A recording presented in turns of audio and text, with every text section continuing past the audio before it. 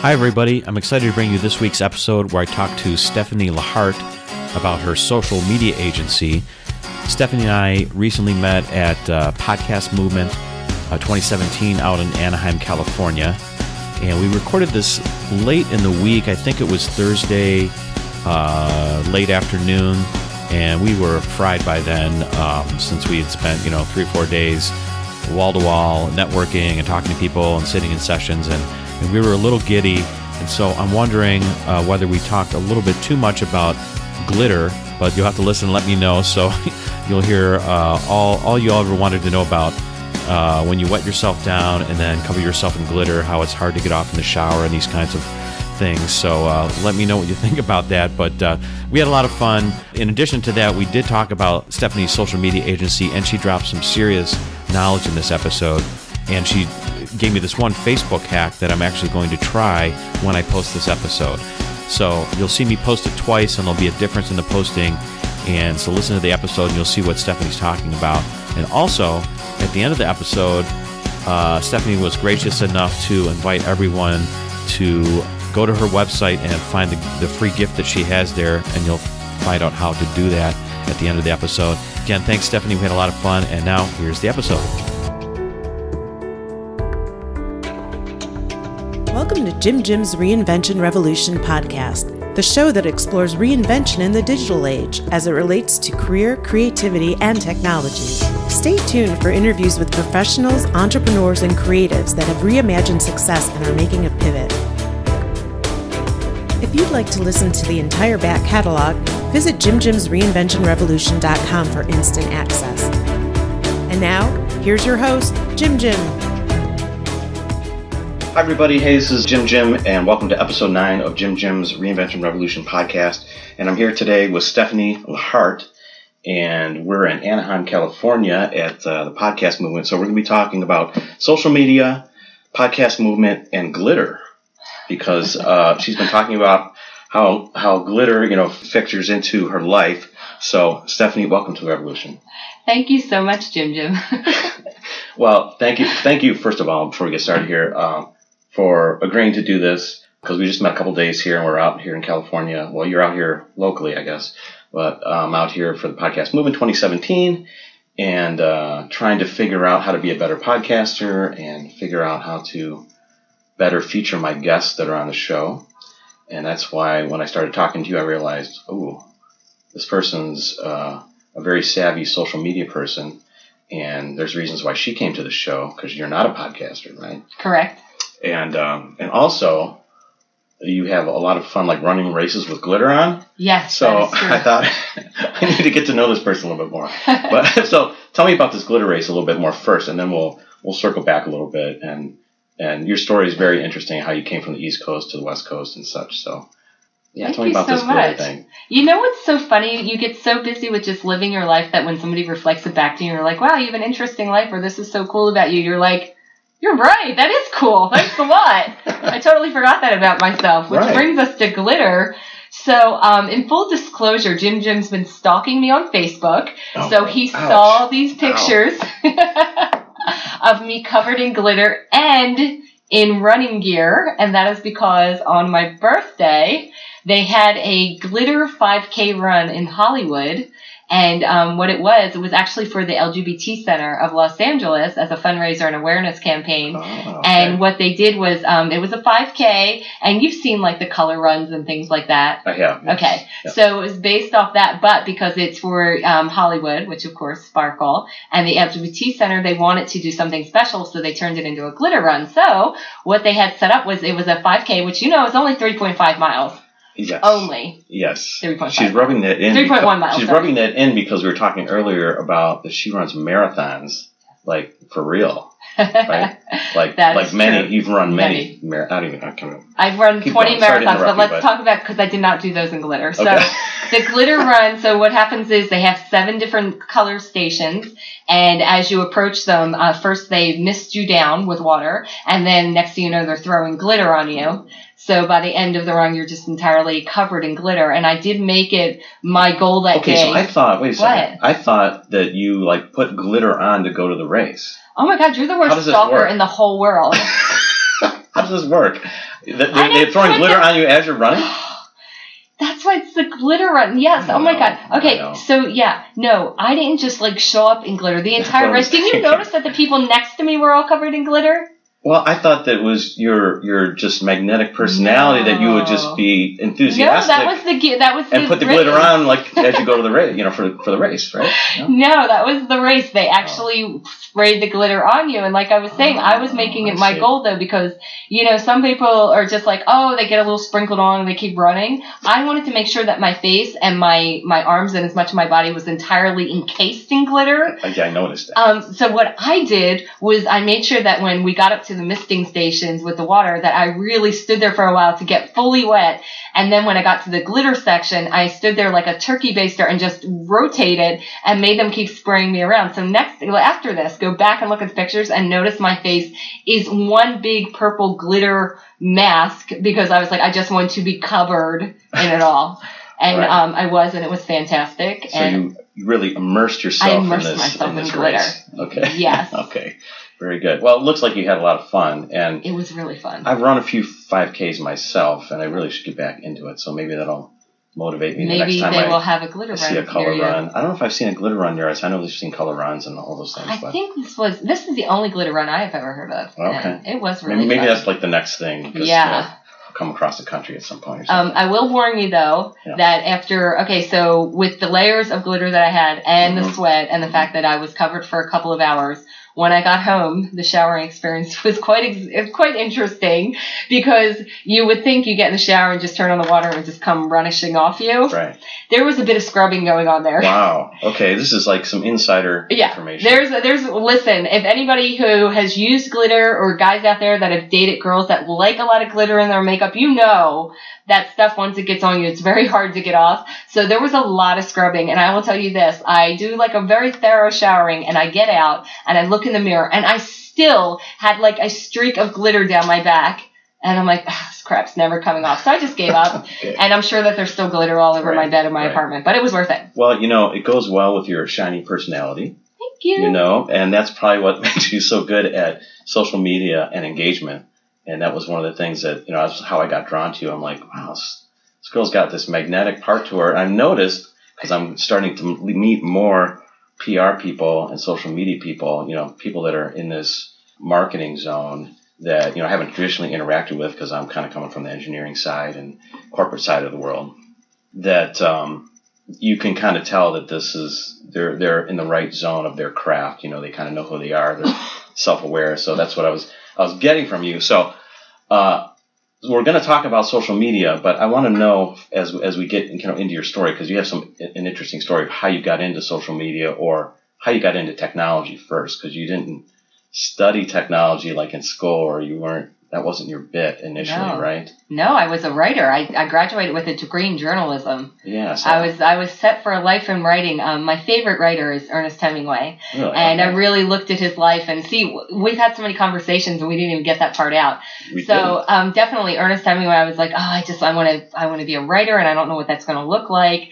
But that's really when I graduated, I'm like, I'm going to do something in writing. And also, my other love was rock and roll music, like the hair bands of the 90s. That was me. I'll put my age out there. The hair bands of the 90s. The hair bands of the 90s. And so I saw everything that was going on in Hollywood and on the Sunset Strip with music. And I'm like, I need to be there. Like, okay, so was this around like Nirvana days or post-Nirvana? No, Nirvana killed rock and roll. Right. It was pre-Nirvana. Oh, pre-Nirvana. Okay, yeah. So hair was still in. Hair was still in. Right. Okay. So just a little backtrack history just for people that might not even understand this era. Like younger people are listening out there. They're like, what's she talking about? Guns N' Roses first debuted on MTV in 1987. Right. And it changed the world. Literally changed the world. Right. When people saw Guns N' Roses with Sweet Child of Mine, it was like mind blowing. And I was one of those people watching it, one of those girls saying, "Oh my God." Like, and it wasn't,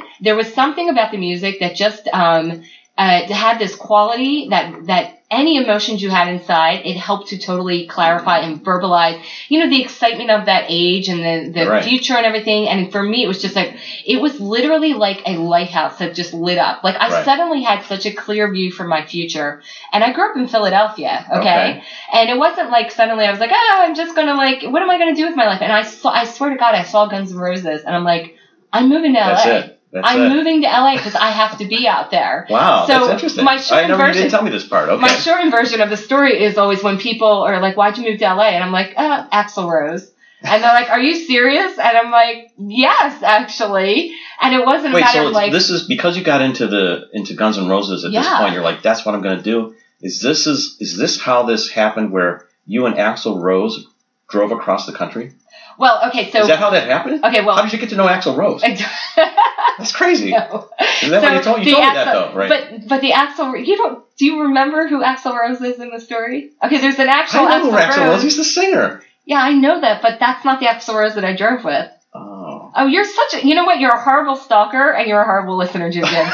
Okay, here, people out there listening, the Axel Rose he's talking about is a hamster. Okay, so I became obsessed with Axel Rose and the Sunset Strip and rock and roll, and I got a hamster and I named it Axel Rose. I love this. Yes, I did. And we piled into my 1978 Mercury Zephyr, and I drove across the country with $500 and a hamster, thinking, I don't know what I'm going to do when I get out there, but I know it's going to be awesome. And I have not been wrong, honestly. Really? Okay. It's been a really awesome ride, so... Pretty cool. I got out to LA and Axel Rose, the hamster, lasted a week, and then he croaked. It's so brutal. That is brutal. I think it was the car ride. He seemed to be hyperventilating the whole way. I do not advocate putting your hamster in a car. I don't think they like it. Yeah. So he died, and I buried him in the Hollywood Hills. But I was like, I'm here, and this is going to be awesome. And so what happened after that was actually. I started trying to figure out what I was going to do as far as a job or business. So I did what everybody else thinks is, you know what? I'll just get a waitress job and I'll figure out my life. And then I realized... Classic American story of moving to LA. Right. Except the number one hardest job to get in LA, besides being a movie star, is being a waitress or a waiter. Right. Because all the probable movie stars, they want to be a waitress or a waiter. So I did not get a waitress or waiter job. Right. And I was like, I've got to do something actually different. And what I ended up doing was I got the opportunity to actually put my writing degree to use almost immediately. I started writing for a rock and roll magazine. Oh, okay. Yeah, a lot of media out here. Yeah, do you remember Circus magazine? Of course, yeah. I wrote for Circus magazine. So it was kind of like a headbanger. Yes.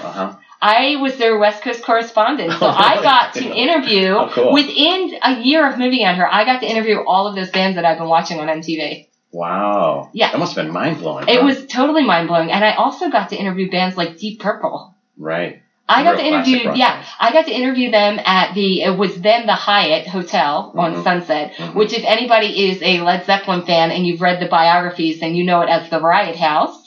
Oh, wow. They used to call the Riot House. That's where they used to party, and there was all the televisions that they threw out the windows. So I got to interview many bands there, and one of them was Deep Purple, where I sat there and got totally drunk with the guys, and I learned the secret story of the song Smoke on the Water. Do you want to hear it? Smoke on the Water. The studio was on fire, something like that, right? No. On the island? Or there was some fire on the island. But it wasn't a studio. So the way it was told to me that night, actually, that they were recording. But they were in a restaurant or a lodge in between recording, and it was on a lake. And they're looking across the lake at something on fire, and the smoke's coming across the water, and they start coming up with this whole piece, this smoke on the water. Right. So that is my rock and roll history that I have. And I have a picture with them, and that's like one of my favorite stories, because how many other 21-year-olds can be like, yeah, I hung out with Deep Purple, and I know how Smoke on the Water was created, right? Yeah, that's awesome. Yeah. Like from I have a pretty the horse's life. mouth, like, wow, it's incredible. Totally. See, I knew we had this connection when we were talking. Because, of course, I'm a big music, person, and I like all types of music. I play saxophone, of course, but people know that, but you don't know that, so just... I do know that because I stalked you as well. I saw the pictures. Okay, all right. So I like all types of music, and I have some good friends, actually, that were into, like, metal shredding and all that kind of stuff that moved out here, and one of them still lives here that I know. And so I was going to try to hook up with them later tonight, but anyways, let's continue with your story, because that's not where you settled, like, in terms of being a writer, because you're, like, out here trying to figure out, you thought you might get into the music industry, but maybe it turned into something that now that you actually are seeing what it is. Yeah. You have this image in your mind of, this would be cool, whatever, but when you see the real thing, it's probably not as cool as you think, and maybe not. Yeah, did I already tell you this part? Because that's exactly what happened. So I was writing for the Rock and Roll magazine, and I had actually gotten the opportunity to do a couple little internships and some temporary work within various record companies and smaller labels and all. And what I realized really quickly is that I did not have the love of music that was necessary to put up with the grunt work that you had to do to have any kind of career back then. Right. Of course, the industry's totally changed now, but I looked around and I'm like, I'm not just willing to be like a slave for years. You know, I loved music. And what I really loved is, I think what you really loved is getting stories out of people, which is why being a rock and roll journalist just resonated with me for so much, because I wanted to hear how Smoke on the Water was created. Right. I wanted to hear how bands got their names or how songs came about. That was fascinating to me. And even back then, and this was back before the internet had really opened up, I was like super stalker. So I would find out all this information about bands and be like, God, you know so much about us. How do you know that? Right. And I'm like, because I read and I research, and they appreciated that. Yeah. I mean, they really, really appreciated that. So I was very good at it, and I loved it. However, if anyone is any kind of magazine journalist out there, you know that is not usually your first career, because you don't actually make a huge living on it. Right. So with that said, I ended up getting an office job at a company that was selling ad space in magazines. Okay. And they were all gamer magazines. And the one magazine that was our biggest magazine is still in publication, called Electronic Gaming Monthly. Okay. Have you heard of it? No. Okay, it's still on the market, as well as there are other magazines that are out there. It was PC Mag, Computer World, Electronic Gaming Monthly. They had a magazine called Nuke, and then they had developed a new magazine, because this was the late 90s now, called Internet Underground. Okay. And it was all about this thing called the internet that had suddenly opened up. So this was about 96, 97. Right. So this magazine lands on my desk one day, and I'm like, what is the internet? And I started, and with that, we suddenly had a modem on our computer at our office. And I get online, and I tell everybody, I said, you know what? That month, my boss went to Hawaii, and I went online, and only one of us came back. Because I never came back from being online. Once I discovered the internet, I was like, oh my God, this is magic. This is magic. That's interesting. Yeah. You did not tell me this part. So no. This is fascinating. So what was the appeal for you, or what the appeal was, I'll tell you, I knew so clearly then, and I knew now, the appeal was, because I'm a very creative person, you were literally creating worlds. You were creating worlds online in this digital landscape. And even back then, it wasn't highly technical. A lot of it was text. I mean, BBS boards were still opening up, the bulletin boards. I saw the possibility how you could create this world in this digital sphere. That was so real, because, you know, I'm very imaginative. I have a lot of stuff going on in my head. And to suddenly get this on screen and interact with people across the country and be able to have these chats, I'm like, this is freaking amazing. So with that, what I did was I immediately convinced my boss at the time, we need our own website. And he was like... That's pretty early on, yeah. He was like, you know what? I don't really know what that means, but do whatever you want, because I'm pretty persuasive. Right. And that's what I started doing. I started developing my own website in 1996, totally self-taught.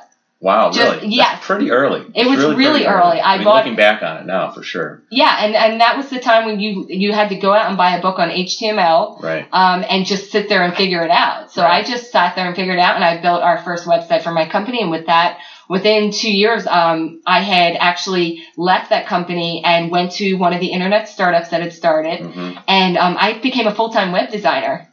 Right. Yeah. So this is... Not having any background in computer science, no technical background. No. So you taught yourself essentially HTML because you were just so fired up over it. Yeah. I mean, this is incredible to me. Okay, because it's just like, you know, I'm starting to delve into this digital technology, and I'm trying to learn some different things. And I was, you know, a technical guy, engineering. You know, I studied physics, etc. So I'm not afraid of, you know, buckling down and learning stuff. And, you know, I'm fairly quick, I think. But when I meet someone like you, it makes me rethink it, actually. I'm thinking, like, wow, these people are so incredible that dive into this stuff and can absorb it and be good at it, like, quickly. really on their own without like going to school or sitting around. I mean, no, there was no school for that back then. No, none. None. No, right. and it's funny because meeting all the people here at the podcast movement event and everything, you see that kind of passion in everybody where they're like, I just wanted to do it and now I'm just figuring out how you do it. Right. You know, there are a lot of training courses for podcasting now, but think about the people that got it in the beginning. Like, they didn't really know. And, you know, I think it's still so funny that we refer to it as podcasting, that it's just because, you know, it started on that one medium, and it's so much more now. But so hold that thought for a second. So, because I want to go back before we get into the podcasting, because we're here at Podcast Movement 2017. We're here for the conference show, which we'll talk about in a second. But I want to understand how you went from building websites into starting your own company and your own agency. Is that the right word for it? Agency, right? Yeah, agency is the perfect word for it. Right. So I worked for, so as you know, the startups come and go. So I think I went through 3 different startups.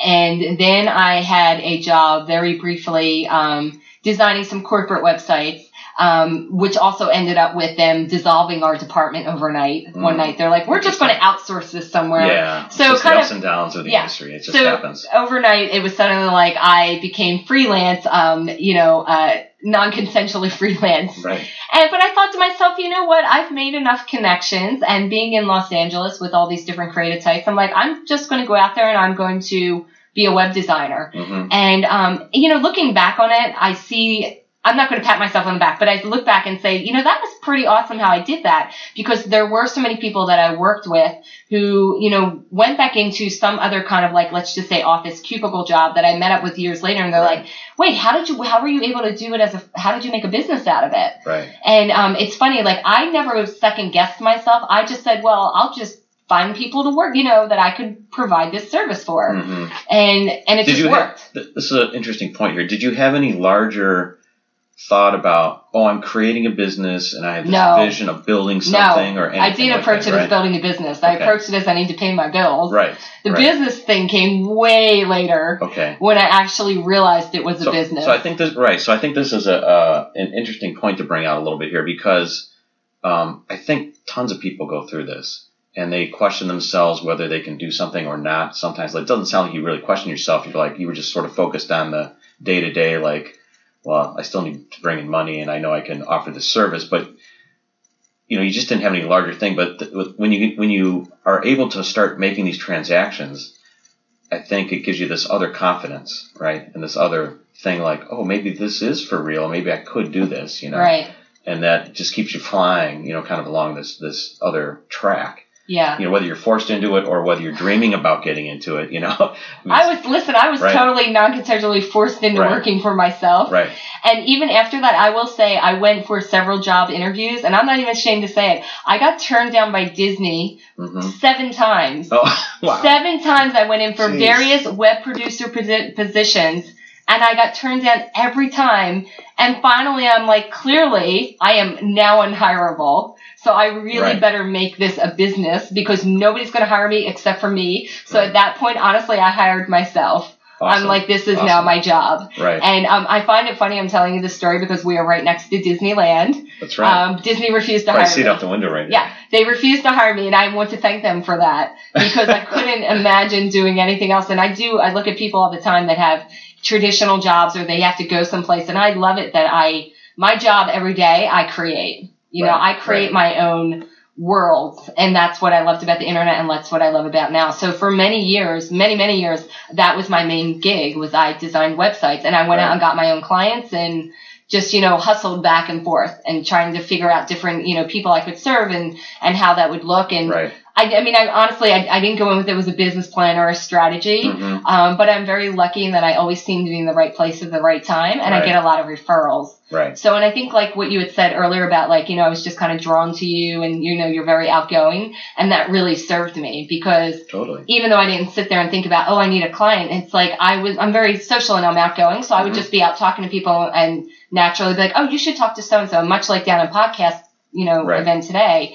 I'm getting all kinds of connections that at some point are going to turn into business. Sure. I don't know what it's going to look like now. And I think that's really what we all need to remember, that you don't know what the future is going to look like. So don't try to force it too much. I love that point. Yeah. I love that. And that's really what all these all this influx of new technologies and the way business models are changing, I think you really have to keep an open mind about how you're going to make a living, or how you're going to interact with people, or with your children now these days, or whatever. These things are all going to be very, fluid and changing. You really got to keep an open mind to kind of understand the opportunities and maybe grab the opportunities that are coming. Because you're right, it's not clear what they're all going to be yet. You can't have this focused mindset, at least anymore, of, well, there's this traditional job and traditional corporation that works this way, and that's what I want to do when I grow up, or something like that. Right, absolutely. And you know what the old saying goes is that the only constant in life is change. Yeah, right. Right? No doubt. So that actually leads us into the next part of what I was going to talk about, was that the web design thing served me for many years. And then that entire industry and the level that I was serving started changing rapidly in the last 3 years, right, with the infiltration of all of these self-serve do-it-yourself websites. Right. We're suddenly website makers, or content management systems. Is that what they call content management systems? Right. Yeah. Okay. So all the systems that are out there, people might be familiar with the name like WordPress and things like that. Right. But even above and beyond that, let's explain that a little bit, just for people listening. So WordPress is one, Wix is another one, Squarespace I think is one. These things that are more common now, that they're more like point and click, kind of plugging things together, where you're able, a more average person with less amount of skills and intensity that it takes can build their own website now. Right. It's all drag and drop. Right. But here's the thing is, the tools at this point have become so advanced that back in the day, all of these hosting packages would say you can build your own website, and it would look shitty, honestly. Right. Am I allowed to curse on this website? Yes. Okay. Yes. They would Mark look explicit. Okay, it would not look very good. But they are at such a level now that you can literally sign up for one of these services and have a great website that you drag and drop yourself within 24 hours. Right. That, of course, killed my business model. Right. Because I was no longer able to pitch to these smaller businesses or entrepreneurs what I was charging, which was usually $5,000 to $10,000 a website, because now they can sign up for one of these services, like $16 a month, and have their website up and running. And they're like, why would I pay for that? Right. So at that point, I was like, ooh. You can see the writing on the wall. Yeah, because suddenly I wasn't getting referrals, and my income was going down, and I'm like, what am I going to do? Because I'm unhireable by other businesses. I've already hired myself. I'm not going to fire myself. What's this going to look like? And, once again, as I say, I find myself in the right place at the right time a lot of times. Mm-hmm. With that, social media had really started becoming the conversation mouthpiece of online in the last 5 years. Okay. And I had gotten very involved in social media, even starting from the beginning, because I found it as another way that creativity could come forth. Mm-hmm. And I was super excited about just like all these different tools. It's exciting that, you get on a platform and suddenly there's just different ways of seeing things. Right. It's different ways of doing things or playing around with things. And I started... That's the key right there. Again, keeping your mind open. Like, I think some people can be dismissive, or they don't appreciate the value or the opportunity of some of these things when things are changing so rapidly. Or they think it's because, younger people are drawn to it initially, let's say with like MySpace, for example, and, Facebook early on. You might perceive it as, oh, it's not for me, it's for someone other than me, or it's not worth my time, or whatever. But these things are really powerful tools. Right. And because you had this vision of seeing this more so than the average person, you're like, oh my gosh, this is the right pivot. This is the right direction to go in. Right? Yeah. And you're like all over it. Yeah, and I mean, it's not just me that saw that either. Like, I immediately saw businesses starting to utilize this, and it clicked in my mind. I'm like, oh, this is something, because the thing that I did always hear, one of the main comments always, even when I was designing websites, is like, okay, boom, here's your great website, and then the next comment is, well, how do I get people to my website? Right. Back in the day, the buzz was always like SEO, keywords, getting on Google search and all that. Right. Well, when social media started blowing up like it did, it's been a slow growth, honestly. Facebook is almost 15 years old. Did you know that? Yeah. Yeah. So, I mean, it's not like just so suddenly overnight. It's just at the tip of starting to mature and really being a major force. Like, people are thinking like, oh, Facebook's over, whatever. Some people are thinking. I think it's just really getting going. It's really starting to bloom into what it can really be as far as like moving our society forward and businesses. So what has happened now with how do you get traffic to your website? the number one referrer of website traffic through the search engines is social media. Right. If you do a search and you look on your Google returns on the searches, the number one things that come back are your Twitters, your Facebooks, your LinkedIns. That's their number ones because Google is spidering all of those sites. So it's not a matter anymore of like, oh, go buy a hot keyword and that's how they find your website. Right. That model of SEO is dead. Mm-hmm. So that's what I try to impart that knowledge on businesses now. I'm like, it's not a matter of like, hey, let's just be in social media because we want to be cool or we want to be perceived as this or we should. You actually have to at this point because right. that's how search engines find you. Mm-hmm. So your business will not grow if you're not utilizing social media. Google will not find you in their search algorithms. Right. Because that's where they're searching. Right. It's not only social proof, it's how how search works now. So I think this is an important point here that, you know, if you're out there trying to, you know, have your business discovered or you're trying to learn more about how social media works or what the value of it is here, you need to find someone like Stefanie that understands the architecture of the whole thing, that has this historical context and perspective that can really like, look, I understand where you're coming from, but this is really how things are working. This right. is really how it's happening. And so so it's not just well, I heard you should do this, yeah. right? I mean, I think a lot of people, like when they kind of talk to social media people or PR agencies that maybe are less experienced or whatever, the business owners that know they need to do something. Right. It couldn't be a lot of gobbledygook and a lot of like, well, I heard this, I heard that, a lot of hearsay of what you think you should do.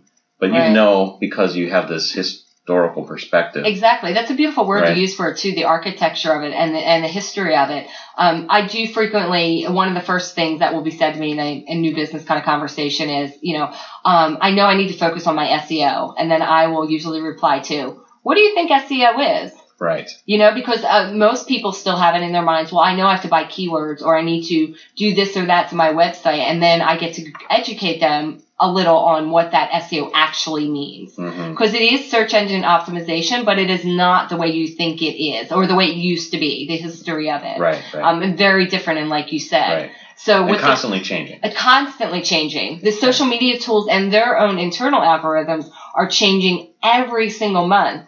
And you'll hear people complain about it, business owners especially, like, I'm not getting as many views on my Facebook page anymore because Facebook did this and that. And I'm like, hey, don't hate the player. Right. Hate the game, baby. Right. Because they're not That's doing just the way it is. But they're not doing it to screw businesses. No. What they're actually trying to do is to make it a better experience all the time for their right. users. Right. So they're legitimately trying to make sure that you as a Facebook user are seeing the things that are relevant and interesting to you and your life.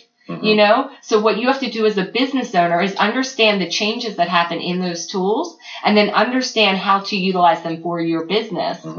So, you know, things like, can I drop a big social media hack for your listeners right now real quickly? Sure, absolutely. For Facebook? Go for it. Okay, here right now, because let's say the date, August 2017, on Facebook, as a business, if you were just posting things like outbound links to your blog or maybe even to your podcast right. or links to articles, and you're like, oh, I used to get so many hits or people would share or people would comment and now nobody sees or nobody says anything. Well, that's because nobody sees them. Okay. But the one way that you can actually get people to see them, here's your hack tip, is Jim, if you wanted to start posting links out to your blog, yes. okay? Yes. So normally you just put the link in and be like, oh, it'll pull up a picture from the page automatically, right? Right. Okay. Just ignore that. That's fine. Do whatever. Okay. Also add a custom picture.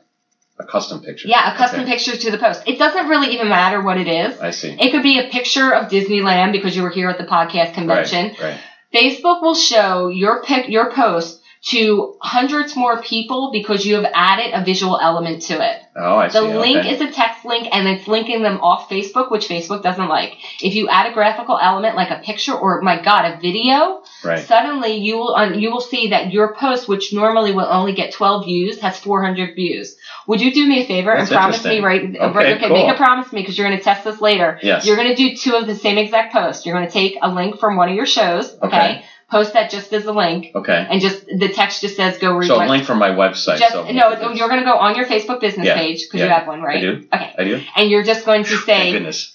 go watch my show, and you're just going to link the show. That's it. Okay. And then you're going to make a post after that Oh, with an extra picture in it. And then you're just going to say the same thing. Go look at my show with the link, and you're going to put a picture in the post. Okay. And then you're going to tell your viewers on the next show what the difference was in your insights and your stats.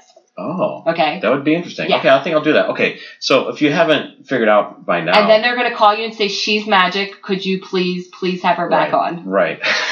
Why I wanted to get to know Stefanie better. I mean, I've been getting my mind blown here at Podcast Movement all week.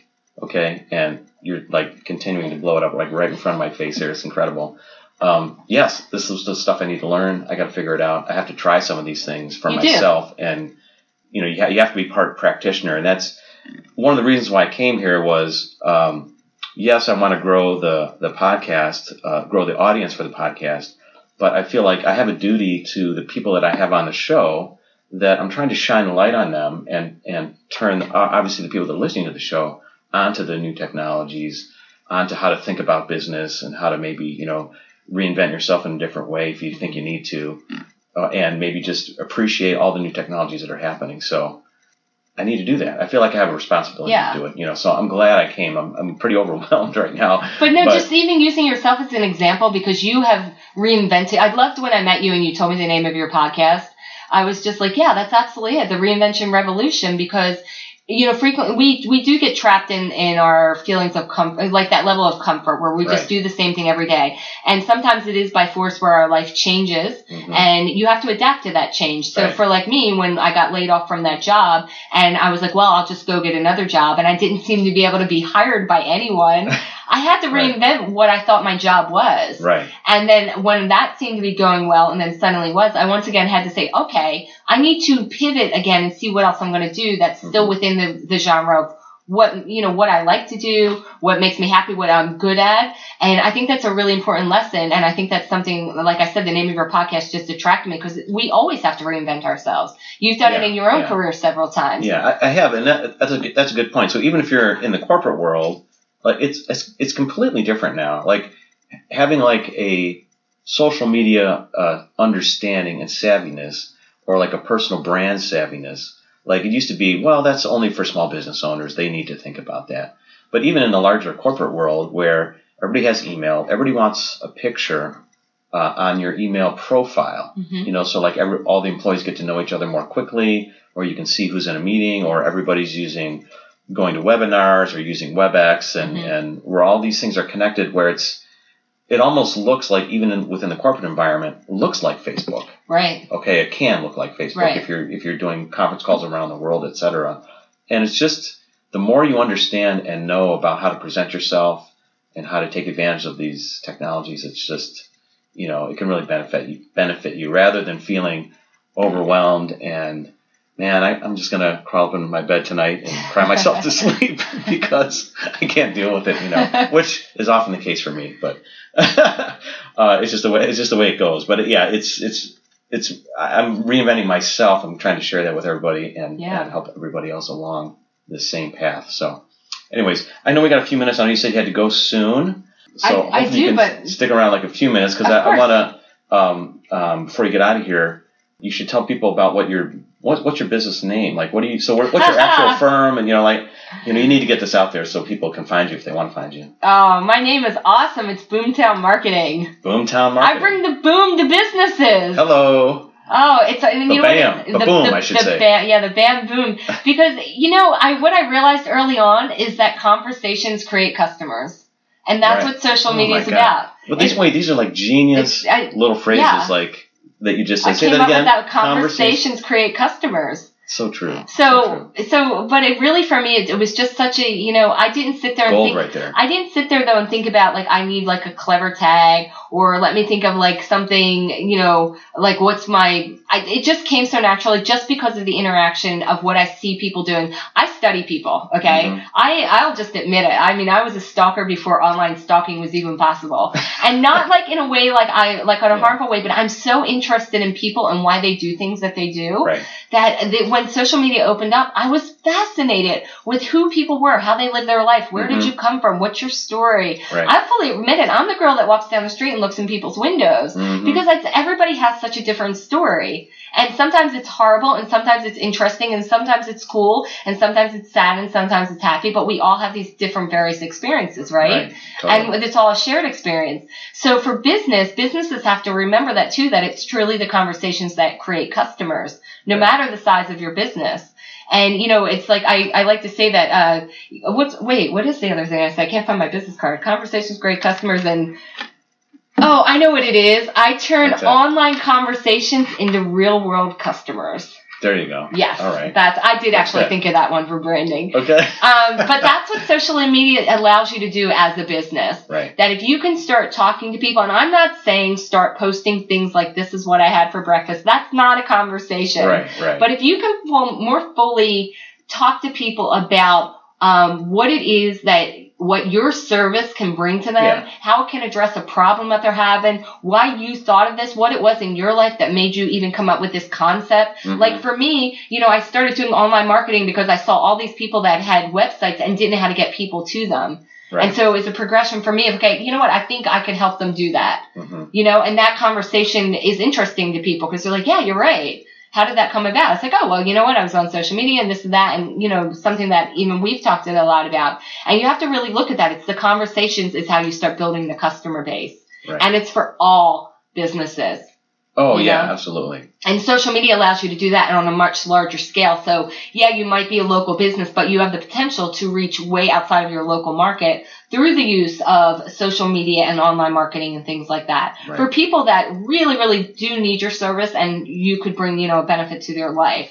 I think that's the key. It's just focusing on the value that you provide. Absolutely. For the right segmented or target market that you're really trying to speak to rather than some kind of wild blasting out to try to, you know, get everybody to hear your message. It's not the blast, right? Yeah, and actually Josh Elledge, who I've been walking around the convention with from Up NPR, his favorite thing to say is stop selling to people that don't like you. That's right. Right. They're not interested. He says that all the time because, you know, he, from the PR angle, he saw that so much in the beginning. And one of the reasons he started his own PR business was how, you know, it wasn't about talking to people who actually needed your service or wanted to hear from you. Mm-hmm. And it's true. It's like, you know, they say that it takes 3 touches to get someone interested in your service or interested enough to know to say, what is that? Right. And just that model of I'm just going to throw out an ad on like network television at a certain time during the day. That takes multiple touches for someone to react to it,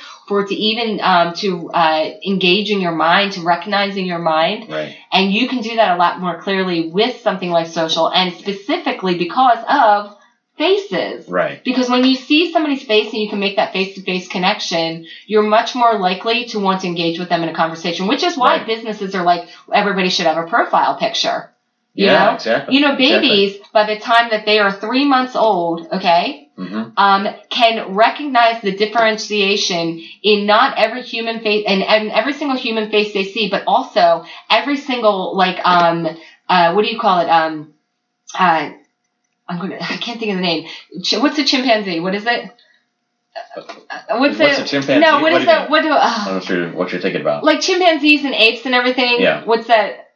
Facial recognition? I know, but I can't think of it. Like, not a mammal. What are they? Okay, whatever. Not an amphibian, not a mammal. What is it? Okay, so anyway, it doesn't matter. I can't think of the word and I'll think of it later. Okay. Anyway, so babies can totally differentiate between human faces and, say, faces of chimps. And understand they don't look at chimps and think all chimps look alike. They can look at chimp faces and pick out different chimps. Mm-hmm. I mean, proven studies. Sure. And that's up to 3 months old, okay? Right. By 6 months of age, they lose that ability. 6-month-old babies lose the ability to differentiate anything but a human face. And now this becomes re-implanted in us over and over in our life, which is why you will hear people say, like, if you grow up in a very racially segmented kind of situation, maybe you only grew up like around all white people or black people, Hispanic people, and you'll hear people say, you know, those kind of ignorant lines of like, oh, all those other people look alike. Right. It's actually true to them because if you're not constantly exposed to differentiations and facial features, then it actually does look alike to you because your brain, in order to survive, will help you bond with the people you see most. So if you only see one type of person, that's the only thing your brain recognizes. It's a proven scientific scientific facts. Right. Okay. Right. Now, what social media and actually all online has done has allowed us to be exposed to so many different people still within the facial recognition. And what it does is it allows you to recognize, bond, and accept people of different nationalities much more easily than it ever did. Oh, sure. And it actually, it drops the fear level. So if you didn't grow up in an area that was racially integrated for whatever reason, and suddenly, you see these other people, you're much more accepting of them. So suddenly that trust level's high. So do you see what I'm saying? It's that facial recognition, which is why social media really works too, and why all profiles need to have a face and not a logo all the time. Right. Because we understand faces. It's the first thing. So I've never heard this kind of discussion in context with. See, you think I was just going to be? Listen, there's a lot going on in my head, Jim. There's a reason for all this madness. Loud and clear. So no, 6 months old, we lose that ability because it becomes all about the tribe that's going to keep you alive. So if you only see one thing, you're only focused on the one thing. But when you are exposed to different nationalities and different cultures and different people, that's why, you're much more accepting of it. It's all about global peace. Right. Social media for global peace. How about that? There you go. All right. Did I tie that together? Wow. God, that was a you're social rant. You're like on a mission all of a sudden, which is great because you have this. You didn't expect this at all. I did not expect it at all, but I knew that there was some breadth and depth there of you're not the average person who's just geeking into technology or who is just a salesperson. Okay. There was something else there. So I'm glad you shared some of that because that's like the breadth and depth of when you have this real mastery of understanding of what you're doing, it's you can really help people. And that's the cool thing about it, So it's yes, you're building a business and less, of course, we all look for customers and those types of things, but it's when you can really deliver and help someone, it's just fun. It is fun. Right? Right. So that's what's cool. And fun for now until I have to go through my next reinvention, whatever that's going to be. Right, which it might be coming down the road. Can I tell you, actually, because I've already thought about what it's going to be? What's that? Do you want to? I'll give you an exclusive here. So going back to my writing roots, writing's always been something that it did not end up being a huge part of my career. But as I've moved through my career and had a bunch of success in what I'm doing and all, it has been something that's come up for me in the last 2 years where I'm I really want to do more writing. Oh, okay. I specifically want to travel. You don't blog or anything? No, and that's the thing. I don't even blog. Over the years, you haven't. That's interesting. You're so into technology, but never got into the blogging part. Yeah, but it wasn't just that I was into technology. I was into creating the worlds, into creating the conversations and that kind of sphere. Into the visuals more, and now I'm realizing I really want to go back to my roots more with the writing. And so what I really want to be able to do in the next couple of years. Let me restate that. You can't say what I want to be able to do because there is no try. That's right. There is only do. What I am doing now is I am starting to write more and specifically write about my travels and experiences because I've been very lucky. And in the last couple of years, I spent a month in Spain. Okay. I went on safari in Africa last year. Awesome. In a couple of weeks, I'm going to be going to Cuba for a week. And Cuba? Yeah, I'm going to Cuba for a week. So I'm going to be writing about all of this. I want to go to Cuba. Yeah, and so I'm going to be writing about all of that. And I'm not doing a travel blog and hey, you should stay in this hotel and all. I'm going to be doing an experience of the people I meet and what I see and what it changes in me and how I interact with society, much like social media, because it's all about the conversation. So is this something that would be more of a passion project for you, or you want to try to integrate it into the business offerings or services that you I can't answer that question. I don't know. Don't know yet. Okay. This is just something that I'm feeling in my soul is coming up more and more. I don't know what it's going to be yet. So a year from now, let's say, maybe you come back on the show. Yeah, let's see where I'm at. I'll check in with you and see what's been going on with you. That'd be interesting to hear about, actually. Yeah. See what's up with that. Because it's a continual reinvention.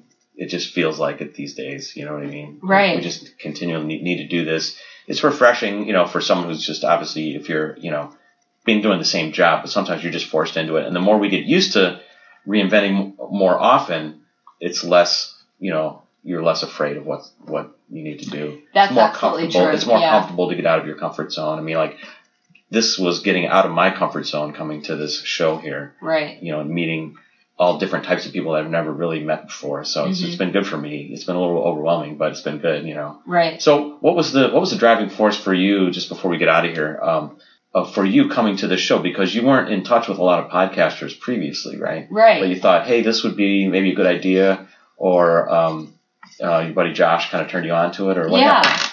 Yeah. So my mainstay of my clients over the past year, I call them my passionate professionals. So I've worked with everyone from classical musicians that travel all over the world, to artists, to people that are doing a lot of life coaches. One of my good friends is she's a money. What do we call her? Money management person. No, she's not money management. What she does is she works with her clients to help them change their internal dialogue about money. Oh, so she helps release all of their money blocks is what she does. Right. I work with people like that, and what I was able to do in the beginning of the year was I met Josh Elledge from up NPR, and we really hit it off, and I ended up coming in and helping him and his business with some social media strategies and fixing and helping him with some social media issues they had going on. And he was like, how did you meet Josh? Because I don't know him that well yet. I'm just digging into his experience and what he's done. But he had created his own mini conference within this conference for one day, right? Mm-hmm. And he's been on TV like 1,500 times. Like, he's a PR guru. He is. So like he's a heavy hitter. So how did he find you? And obviously you're on the same level, because if he's coming to you, then, and getting something out of the relationship. So that speaks volumes about you. But how did you run into him? How do you get connected with him? Well, actually, it was, we met at another conference. It was called the Social Media Marketing World, which has been going on, I think now for, let's say maybe it's in the 6th or 7th year. And we met at the beginning of this year. We were both at that. He was a speaker at the event, honestly. And I was volunteering for the event. Because I was like, you know what? I could attend the event and just go to all the various panels and get all this information, or I could do what I love to do, which is meet the people that are at the event. So I thought if I volunteered, I would have more opportunities to talk to people while they were there instead of being locked into a session room. So I was lucky enough to get chosen to be a volunteer, because it's actually it's one of those things that a lot of people apply for, and not everybody gets picked. So I felt very lucky. I got picked to be a volunteer, and it was awesome because I got to do exactly what I wanted to do, which was get to connect with people who were there and find out why they were there. And I met Josh because he was actually a speaker in one of the rooms that I was volunteering in. Oh, awesome. Yeah. And that's a great idea, just in life, to like volunteer to get to know different types of people. But in a business, volunteering is like the way to open up so many doors. Right. People don't even realize that's like a number one networking way. Right.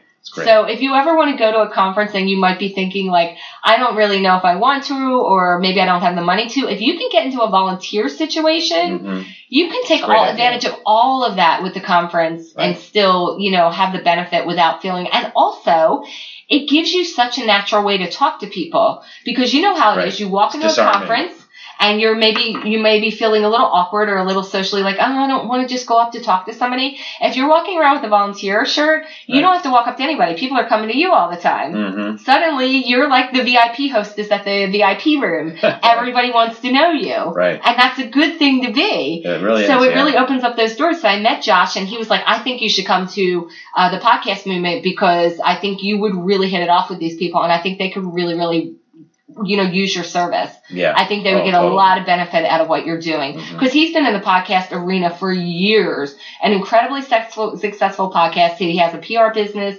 He has another business called Savings Angel. So, multi-talented and multi-successful on many levels. And he's like, you know what? These podcasters really need help with their social media, because you know what? Many podcasters are like you, where they're doing it themselves. They're in a room by themselves, and then to go out into the world and have to do that bigger conversation can be a little bit intimidating. And as you can tell, I'm not shy.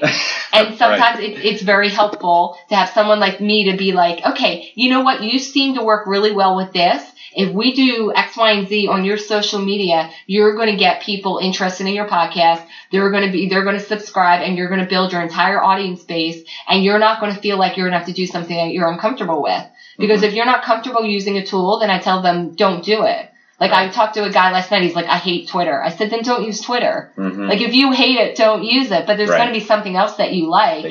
And Josh was just so graciously invited me here, and it's been amazing because he's really so you were doing a little volunteer stuff for him when you came here, right? Yeah. So he decided. So it's kind of a similar thing like you did, I guess, which was cool. Because I was confused when I first met you. I was like, I thought she said she had her own business, but then does she work for Josh? Because you were like you were like running around like a little puppy dog, like following him around. It seemed like the first day because he was running the conference that you were helping him with. Josh does not pay me. He did not pay me to be here. I'm not a paid employee of his. Once again, I used my volunteer model. So he told me that he wanted to do a one-day event right before the podcast movement, which he called the Fame and Profit Lab. And he said I could use some help with it. Would you help me? I said, sure do. Because I live in LA and this conference is right in Orange County. So hop, skip, and a jump, an hour in good traffic, 3 hours normally. And I said, sure, Josh, I'll come down and help you. So when he had the event that day, I helped him actually run the entire event So I managed the room. I checked people in that's when I met you. I was just going to say, that's how we met. And the reason why we met and why we got a little more connected was I was wearing this shirt of my podcast show, which I've only made one shirt. I just wanted to try it out right before I came to the show. And I don't know how good the shirt is. You could probably tell me if it's any good or not. It's probably stupid looking, but it has the name of the show on it, Jim's Reinvention Revolution on it. And she wrote up my name tag. She was looking at the computer or something like, oh, did you sign up for this? You had to pay like $20 or something to get in. And I'm like, yeah. So she found my name. So she put just Jim on there. And I was going to walk in with it. I was thinking, maybe I should just put Jim on there. I'm not used to calling myself Jim because it's a nickname that one of my musician friends calls me. Oh, okay. That's where it came from. And I'm like, yeah, maybe I'll just put Jim on here. Nobody knows me out here. I'll just put Jim on there. So I had to go back and tell her, hey, can you put another Jim on my name tag?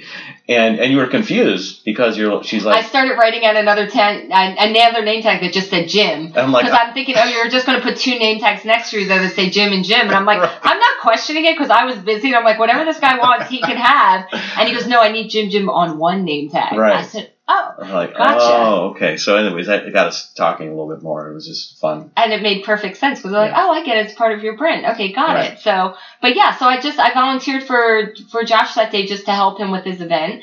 And it's been great. So he has made like multiple introductions for me now, just walking around the floor. Right. And again, it's again that whole social proof thing where, people that I could have just walked up to and be like, hi, I work in social media and I could help you. And they would just be like, I don't really want to. Right. Oh, actually, I have a good story to tell you. Okay. So, because they tune you out because you're trying to sell something maybe. Yeah, they're totally tuned out. They don't know me. Okay, so it goes back to don't know me, don't trust me, and don't necessarily like me. Right? They're busy. They're trying to pitch their own stuff. Who is this person? Right. She's small. She's loud. She won't go away. So here's the thing why social media works, because social media is social proofing. And Josh, for me, at the podcast movement, has been instant social proofing. Right. But live social proofing. Right. Okay. So I was sitting there on the side. He was talking to someone, and I go over and I just strike up a conversation with somebody sitting there, and he didn't want to talk to me. Okay. Mm-hmm. And he does business to business stuff. So I'm asking him about his job and his business and his podcast because I'm just actually interested. Just curious, yeah. And he's giving me very short answers because I am clearly not someone yet who has demonstrated his worth his time. Right. Okay. Josh turns around, realizes I'm sitting there, comes over, gives me a hug. Oh my God. And with that, he looks over at the guy, and it is a guy that he needed to talk to. And he says, hey, I was looking for you. And suddenly the guy puts two and two together that I am with Josh and Josh's business in some capacity. Right. Can I tell you how differently that conversation went when Josh left? Very interesting. Because it was just the social proofing that now it was suddenly somebody that deserved more of his attention. And that is not a diss to this guy at all. No, because not at all. Legitimately, that's how human beings he work. has no idea who I am or why he should talk to me any more than a few seconds. Right. Because, who is this person? Well, suddenly he's like, oh, this is somebody of value. Right. Hey, maybe I should talk to you. Well, he did walk away with one of my free gift cards like you have. So we'll see if he contacts me. But, Josh has been doing that for me the whole time. Like, oh, you should talk to Stefanie. Great. And, because Josh believes in the work, I did great work for him. Mm-hmm. And like I said, I volunteered for him. He didn't pay me anything to come down here. I just drove down here myself. Oh, and this time it was not with a hamster. Okay. It was with a dog named Lacey, a pit bull named Lacey. You came with your dog? Yeah, my pit bull named Lacey is here. Oh my God. I just had that. Okay. And she did not die, thank God. But she is a bed hog. Gotcha. Because she sleeps with me in bed, and that dog is a bed hog. So, yeah. See, we just tied it back to the animals. We did. Well, before we get out of here, I'm glad you re-mentioned this gift card. Yeah. So is this something like this? So you were handing these out at the show here. I was. Because for the people that were attending Podcast Movement, it's a free gift and free session or counseling session with you, et cetera, up front. Is that something that is available to other folks or other listeners out here for my show, perhaps, maybe? Yes. Okay, so listen, let me describe the card first. I'm not forcing you to do anything, but I thought you mentioned that before, and that'd be fun for people. Wait, when do we tell them that we're in your hotel room? Oh. Are we getting into that? Okay, wait, let me do the card first. You're not supposed to tell Let me do the them card first. So the beauty of this card is there's a picture of me on the card, and then right next to my face This is a long episode, so hopefully they're not listening to this part. Wait, hold on. But there's a picture of me next to, there's a note next to my face that says your free gift. So I was actually walking around Josh's event only saying I'm your free gift. And what I was offering actually is a free 30-minute social media session. Okay. Totally free, no sales, no obligation, where we can sit down and talk about your social media, whatever you have going on, any questions about social media you have, things that maybe you had questions on, or you were, things were confusing, or you weren't sure how to do it, or again, you were like, I don't know, should I be using this tool, or how should I use it? 30 minutes, you get to pick my brain, totally free. You never have to talk to me again if you don't want to, but you probably will because I'm kind of fun.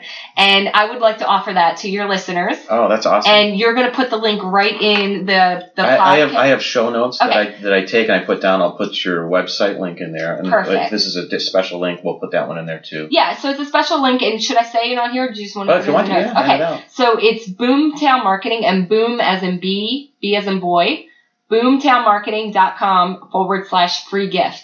Okay. And that's my online scheduler, and you can just go sign up and talk to me for 30 minutes. Okay. And when I say talk to me, literally, I'm not going to say anything. You're going to ask me a question, and then I will answer it. Okay. But I'm not going to no leading up the witness or whatever, I'm not going to rattle on. I'm not going to just suck up time telling you, you ask me a question. Got it. And then we'll get it figured out. Okay, sounds good. And here's Jim's so lucky because he just got to talk to me for a whole hour, and he still gets a free 30-minute session. Awesome, I love that. And he has me in his hotel room. Okay, stop saying that. All right, so the reason we came up here is because it's a quiet space. It's a quiet space. And, what was funny is we walked in, I was nervous because I said, I told her that I had a hotel room here, and it's, we're trying to find a quiet place to do the podcast. She's like, she's realizing that, these other spaces aren't working. Yeah, let's just go do it in your room.